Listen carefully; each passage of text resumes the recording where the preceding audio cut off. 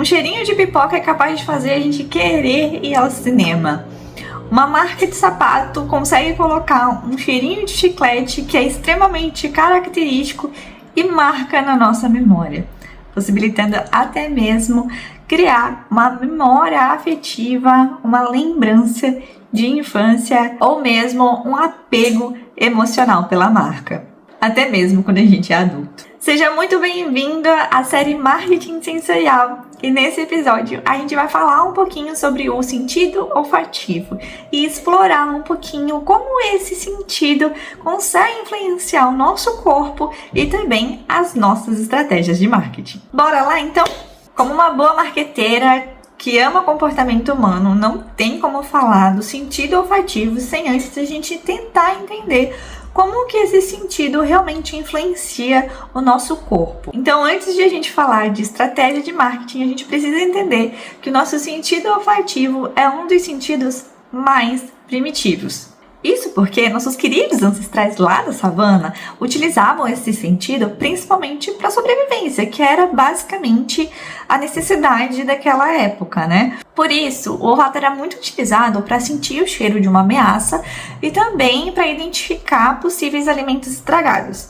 Isso não só em relação à comida, né? Mas também a cheiros de animais ou então da própria natureza, né? Os sinais que a própria natureza trazia ali, né? Então, aquele cheiro prévio, né? De uma chuva, coisas nesse sentido, que davam sinais ali para que ele estivesse alerta e conseguisse identificar ali possíveis ameaças, né, perigos que pudessem interferir na sua sobrevivência, na sobrevivência da nossa espécie de um modo geral. Mas a verdade é que o olfato é o único entre os 5 sentidos que tem acesso direto, né, mais rápido ali ao sistema límbico, que é a região do cérebro que processa ali as nossas emoções, além de também ser responsável pela nossa memória e pelos comportamentos mais automáticos que a gente tem. Isso significa que, diferente lá da audição, da visão, que passam primeiro pelo tálamo, que é como se fosse uma filtragem racional ali do nosso cérebro,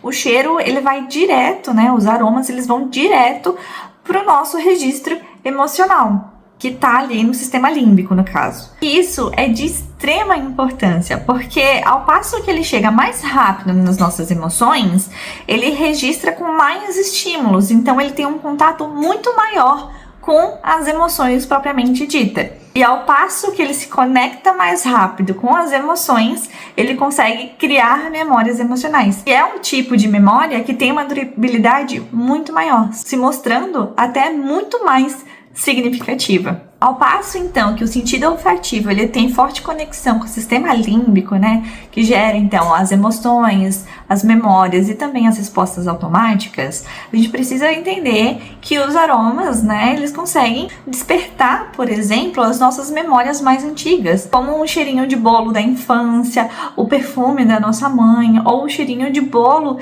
que a nossa avó fazia, por exemplo. Até sobre essa questão da infância, a memória emocional e a memória sensorial eles são tão importantes, para mim, pelo menos, que eu acabei ganhando, na verdade, da minha mãe, o Macherry, que foi um perfume que eu usei muito quando eu era criança. Então, ele já tá até aqui usado, mas foi um perfume que realmente marcou e que realmente me traz muito uma nostalgia.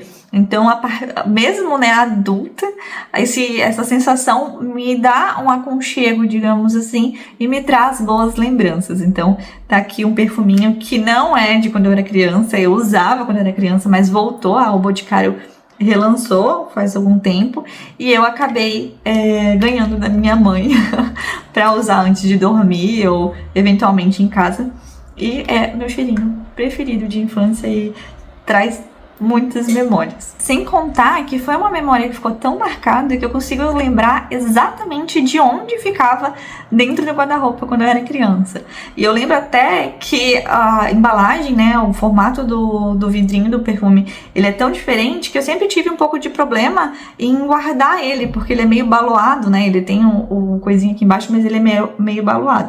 E uma outra coisa que é muito característica, que eu lembro quando eu era criança e que eu continuo fazendo isso, é que a caixa aqui em cima, ela é como se fosse uma flor, um negócio, e eu sempre estragava. E até hoje, né? Acho que tem coisas que continuam com a gente mesmo quando a gente cresce. Os aromas são capazes de influenciar, por exemplo, até mesmo o nosso humor. Um aroma de lavanda que tem capacidade de nos relaxar, de nos tranquilizar. E hoje até mesmo é muito utilizado em produtos de limpeza e em aromatizador de ambientes. E assim como os aromas conseguem influenciar o nosso comportamento dentro de casa, né, ou através de uma memória, ele também influencia o nosso comportamento de compra. Como, por exemplo, quando a gente está passeando no shopping, vem aquele cheirinho de pipoca do cinema e dá vontade, claro, de comprar um ingresso, né, e assistir um filme.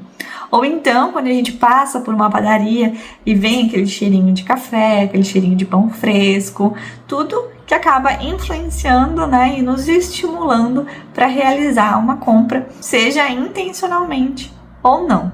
Intencionalmente aqui no sentido de a marca estimular de propósito ou realmente de ter calhado, digamos assim, de você passar, né, na frente da padaria no momento em que o pão realmente estava saindo. Sabendo de tudo isso, como que a gente consegue então fazer com que os estímulos olfativos realmente consigam ser explorados dentro da nossa estratégia de marketing? A gente tem que entender que ao longo do tempo, as marcas, né, o próprio mercado foi condicionando o nosso comportamento e até mesmo o nosso cérebro, digamos assim, para que a gente fizesse determinadas associações. Então hoje é muito comum que a gente associe determinados cheiros com determinados comportamentos, determinados conceitos, digamos assim, que sejam culturais e até mesmo emocionais. Isso veio acontecendo, né, ao passo que essas informações foram sendo repetidas, ao passo que os estímulos sensoriais foram sendo reafirmados pelas marcas com o tempo. E essas repetições acabaram criando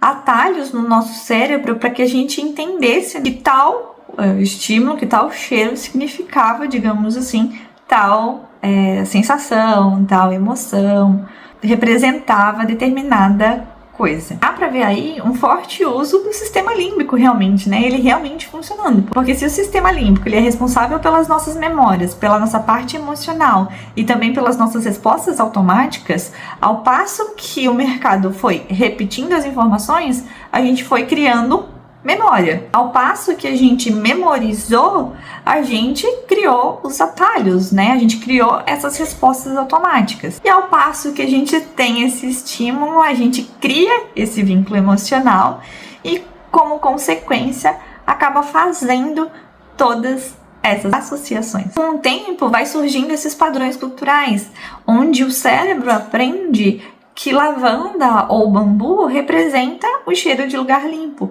Como a gente vê muito nos produtos Omo, Pinho Sol, Veja, o cheiro de baunilha começa a trazer a ideia de lugar acolhedor, como é muito utilizado, por exemplo, nas cafeterias, principalmente por causa da ideia, né, do bolo de baunilha. O cheiro do couro, por exemplo, traz a ideia de sofisticação, de luxo, como a gente vê muito em carros esportivos, bolsas de marca. Até mesmo o cheiro cítrico começa a trazer uma ideia de energia, de bem-estar, estando muito presente em lojas de esporte, em academias e até mesmo em produtos masculinos. Mesmo que uma marca nova entre no mercado, ela já pode se beneficiar desses conceitos, porque já é algo que está meio que automatizado aí realmente pra gente como indivíduo. Assim como nos demais sentidos, o estímulo sensorial do olfato, ele pode acontecer basicamente ali em duas vertentes. A primeira seria se relacionando diretamente com a marca.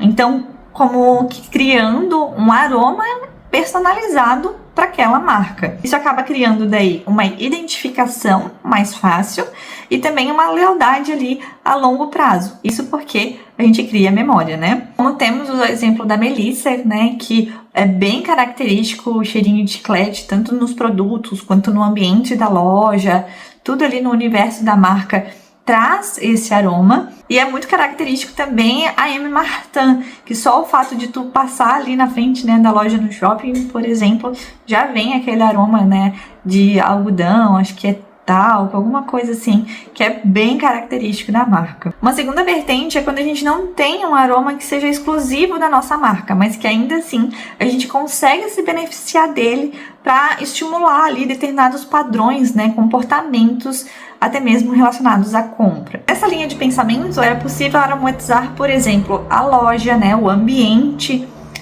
tanto o produto, a embalagem, quanto os materiais promocionais, então brindes, flyers, né, materiais ali de distribuição que vão fazer de alguma forma que a pessoa, né, o consumidor, esteja em contato com a sua marca. Como, por exemplo, é o cheiro, né, de pipoca do cinema, ou mesmo o cheiro de carro novo. E esse em específico, que é um cheiro criado, mas que todas as marcas acabam ali criando um padrão nesse sentido.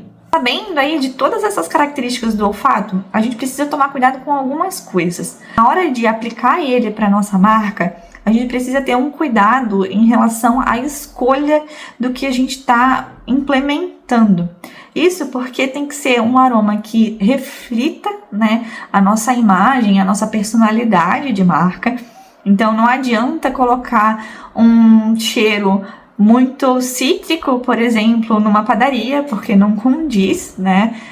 Tem que conversar com a tua proposta de marca, com que o consumidor também já está acostumado, né? Para que não tenha uma quebra de padrão aí muito grande e faça com que ele crie até mesmo uma aversão a essa novidade. Temos que cuidar também que os estímulos olfativos, eles são muito delicados, porque ao passo que ele se registra ali, né, na nossa memória emocional, se é um cheiro que é muito enjoativo, que é muito forte, é muito intenso, que o público não está acostumado, que é algo que realmente não conecta, pode até mesmo gerar uma rinite, né? Pode gerar um desconforto ali e virar quase que um repelente, digamos assim, de cliente. Então a gente tem que cuidar aí para não gerar essa aversão nesse sentido também. São vários detalhes a serem pensados, mas se a gente para considerar que é algo que vai ficar registrado ali na memória do nosso público,